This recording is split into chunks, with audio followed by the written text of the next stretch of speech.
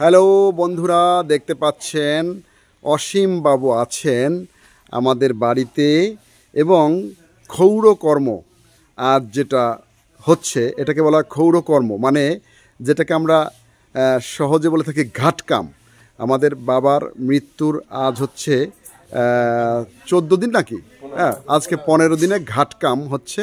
সেই ঘাটকামেরই একটি অংশ যেটি মেয়েদের এই বাড়ি থেকে চুল কাটানো হচ্ছে।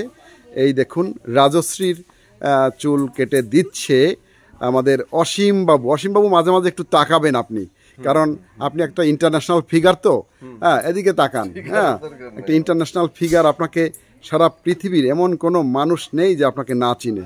আপনারা বন্ধুরা দেখতে পাচ্ছেন অসীম বাবু বিভিন্ন রাষ্ট্র ফেরত এবং তিনি দীর্ঘদিনের এক্সপেরিয়েন্সড একজন আপনার ইন্টারন্যাশনাল বারবার হিসেবে তিনি পরিচিত আছেন। এবং এই দেখুন সিরিয়ালে দাঁড়িয়ে আছে।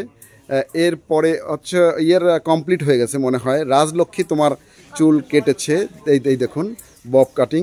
এবং এরপরে হচ্ছে রাজলক্ষ্মীর পরে আবার রাজপ্রিয়া, রাজপ্রিয়াও দাঁড়িয়ে আছে। এবং তারপরেই হবে হচ্ছে রাজেশের চুল কাটা হবে। এবং রাজেশের পরে হচ্ছে রাজদিব্য।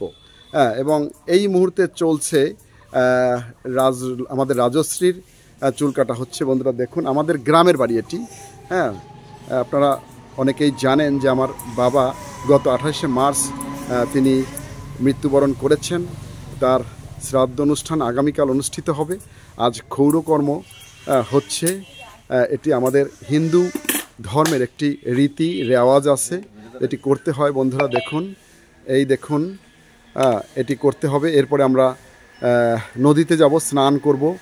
আমাদেরও, আমরা যে 4 ভাই আছি, 4 বউ, প্রত্যেকেরই এই ক্ষৌরকর্মটি করবেন।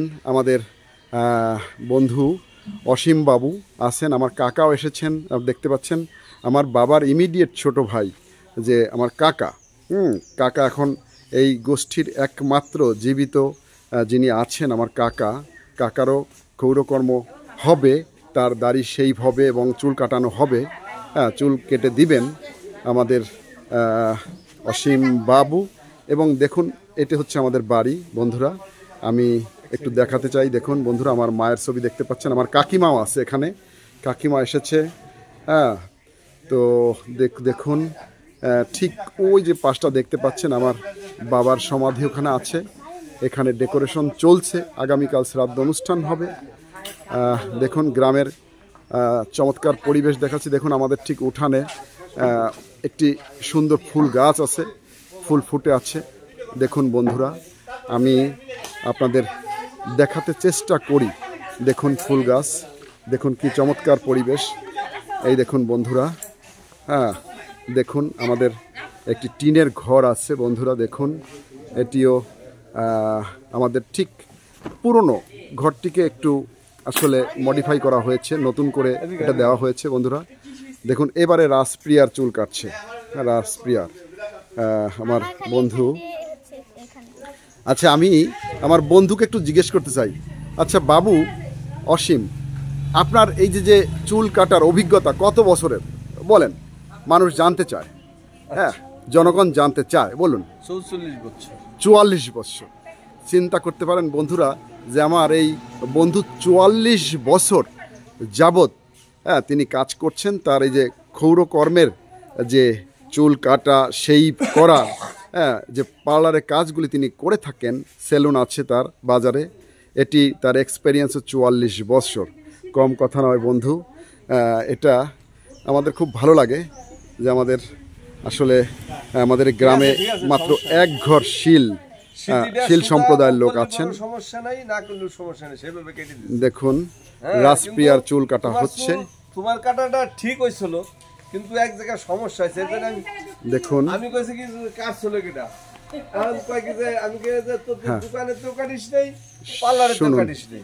শুনুন শেষে কইলো আমার গেলাম যে যাক অসুবিধা নেই, সমস্যা। আমার বন্ধুর কথা শুনুন।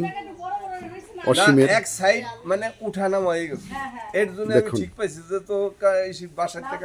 দেখুন আমাদের আঞ্চলিক ভাষা, যখন ফিরে কাটবা জল দিয়ে চুলটা একটু ভিজাই নেবা। শুনুন বন্ধুরা, মানে সমান পজিশনে আসবে তখন ঠিক। আঞ্চলিক ভাষায় কথা বলছে। ফুলবাড়িয়া, ফরিদপুর জেলা। সালথা উপজেলা আমাদের বাড়ি, ফুলবাড়িয়া গ্রাম। কি সুন্দর চুল কাটছে, একটি অবশ্যই মনোরম পরিবেশ।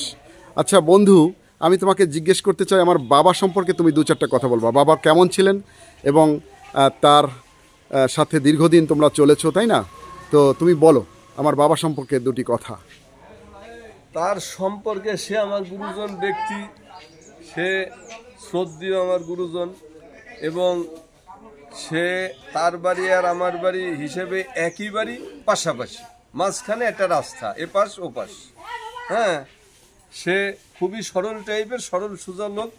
তার অত পেঁয়াজ গোছের ভিতরে নাই। হ্যাঁ, কারোর সাথে ঝগড়া বিবাদও নাই, কারোর সাথে কোনো জ্ঞানজামও নেই। আচ্ছা আচ্ছা। হ্যাঁ, এই ধরনের পরিবেশে সে চলাফেরা করছে।